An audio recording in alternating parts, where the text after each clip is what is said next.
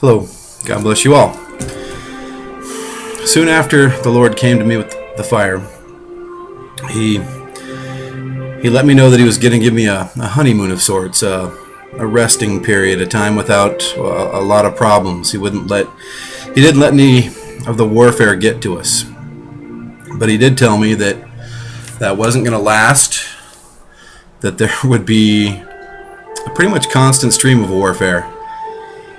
There'd be brief periods of rest in between this warfare, but from this point out, there was going to be warfare and tough times. Last 10 days, we've been under some really intense warfare. I mean, the intensity of the evil around us seems to be growing. I mean, it's not as intense as the sifting period that I went through for a few years with the gang stalking, but it's pretty bad. I mean, just in the last 10 days, we had one instance where my son came under a demonic attack that was frightening. I mean, maybe not quite Damien Omen 3 type stuff, but it was pretty frightening. It scared me. I mean, he woke up in the early morning thrashing and kicking, and he was angry, and at the same time he was angry, you could see the fear and the pain in his eyes. That's a really horrible thing for a parent to go through. It was hard, and normally I'm able to pray these things off very quickly, and I struggled with this. I mean, so much that I was doubting myself. I mean, Lord, why is this not going away? Why is this attack lasting? It lasted for a while. We eventually prayed it off. And about an hour after that, we were woken with a phone call asking to talk to my son. My son is 3. We're pretty much off the grid, and we've never signed him up for anything or anything. I mean, this was a very clear message that was a directed attack. My kids have been sick the last 10 days, real bad. A lot of projectile vomiting. I mean, if you were parents, you probably know what I'm talking about. It's been, all 3 of them have just been hammered with it. My diabetes is just, kicked up. It's been bad. I mean, there's an overwhelming lack of energy that comes when the diabetes gets that bad. One day we had our car towed, went out to go run an errand, and my car was gone. I mean, my wife was in absolute hysterics. She thought it was towed. Had been stolen. I heard pretty quickly it was towed, and that ended up being the case. It was towed wrongly, but that doesn't matter. At work, my wife has been under incredible persecution and attack. She's had a 9mm stuck in her face during a robbery. One of the other employees stole $100, and it was very obvious that it was the other employee. And the company told her that she was going to pay that money at the end of her shift, or she was going to be fired because she's a manager. She's been under intense racial persecution at work. Not that I have any issues on the race thing, but a black lady took over the general manager position and has been really obviously persecuting the white workers there. I mean, they've all been getting write-ups, and she's been hiring black person after black person and making it obvious they're trying to make the white people quit. I'm sure that goes the other way in other workplaces. I'm not getting into a race thing. It's just what's happening, and it's really bad. She really hates going to work. Like I said, it's been very intense. Every single night I've been having very wild, vivid, end of days type dreams.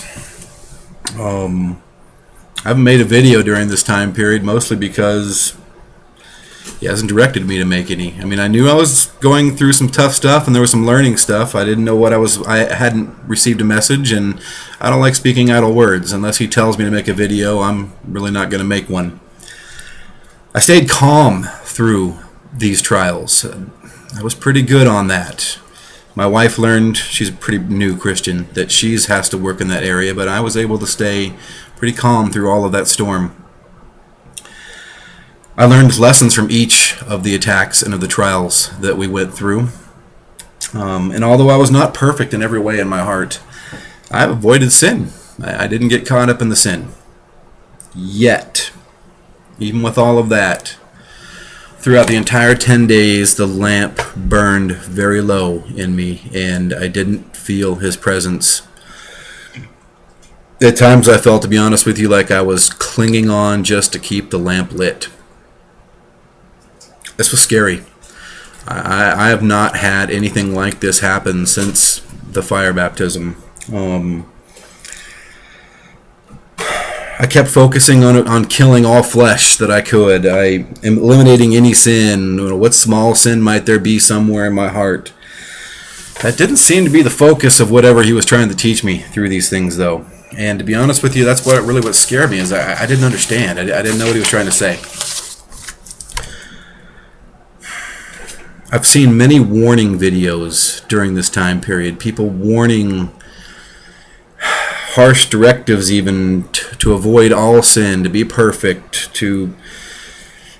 I get that, but there's a big do not touch, do not taste, do not smell, no movies, no Hollywood, no music, no world, no flesh. I've been hearing a lot of that. And I get it. I mean, I totally get the holiness idea. I feel the warning to be holy. But he gave me Micah 6:8 last night. And what does Yahweh require of you but to do justice and to do mercy, to walk humbly by your God, before your God, excuse me. I'm not advocating sin in any way, shape, or form. And far from it. I've said many times how the Lord has delivered me from the sins that I used to be in bondage to. And I get that Hollywood and music is of the world. I mean, more than you know. I understand how Satan is just evilly working through the world and through movies and through MK Ultra and NLP, neuro-linguistic programming, and how it's woven into the media and the music to mind program us all, to make us ensnared by the world and by his plans. But defining too hard what others can or can't do in the Lord is unwise, I think. What he tells you to do, obey. But be careful of telling others they have to listen to what you're saying on debatable areas. I can count on two hands the times how many movies I've watched since the night of the fire. But I can say that he has spoken messages or lessons to me through secular movies a couple of times since then. Last night I watched a few movies. I asked him. I didn't hear a no. I didn't feel like he was. I didn't feel he was thrilled that I was, but I didn't feel that I couldn't.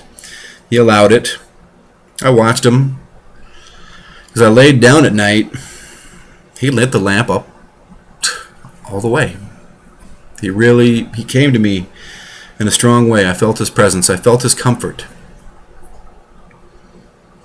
I mean, I didn't understand. Why did he choose now when I wasn't being perfect to deliver the lesson I have been waiting for 2 weeks to hear? Psalm 103:11. As the pity of a father over his sons, so Yahweh pities those who fear him, for he knows all are dust. I stopped sinning because of his power, his love, his grace, not by my own efforts.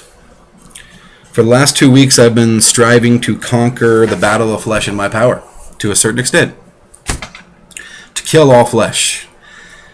And too many warnings I'm seeing on YouTube seem to be advocating this approach, maybe unknowingly. Many of the warnings also come with an apparent lack of joy and not a lot of love in them. Abba is very much about joy and peace and love. Obedience, absolutely. But that is only possible when we are loving him with all of our heart. Some are pushing the be perfect or burn message right now. And I have to say I've struggled with the idea of can we be perfect. I asked Abba and he did say consider Job. And I felt that was an answer that, yes, it can be done. I also heard him say clearly that not to worry about what others' idea of perfectness is, and that not to get caught up in somebody else telling me I have to match their standard to be perfect with him. He gave the law in part because man either refuses to surrender the entire heart or is unable to. They refuse to love God with abandon because he is a wild lover. I can almost hear some of you say blasphemy at that, and I understand, but I'm going to say it again. God is a wild lover, and we hurt him with our adulterous behavior and our adulterous hearts. This is rectified by loving him completely through Christ and by his Holy Spirit. 2 Chronicles 15:13.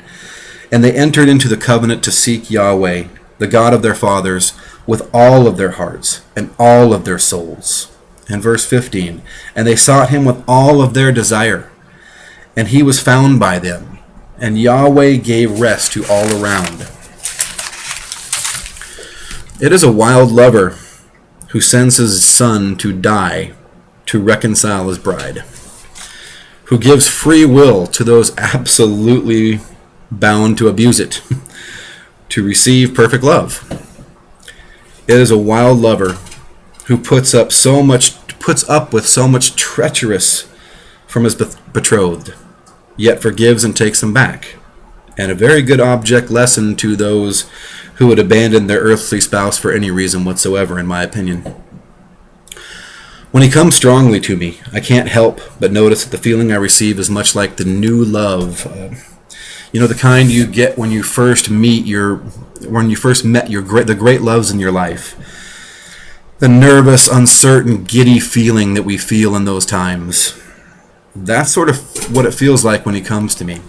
What the water feels like during times of his fire. Ever since the night of the fire, I've felt the lamp in my belly that he put there. Sometimes it runs low, sometimes it runs high. Often he teaches me his will through it. And last night he reminded me with the lamp, I love you. I know many will reject that, will say feelings don't matter, we can't live by our feelings. That's true in many respects, but mostly you're saying it because you're not having those feelings. I say what he taught me last night. Return to your first love. Obedience is crucial, but it will not be accomplished without love. Wild love. God bless you. Love you all in Jesus.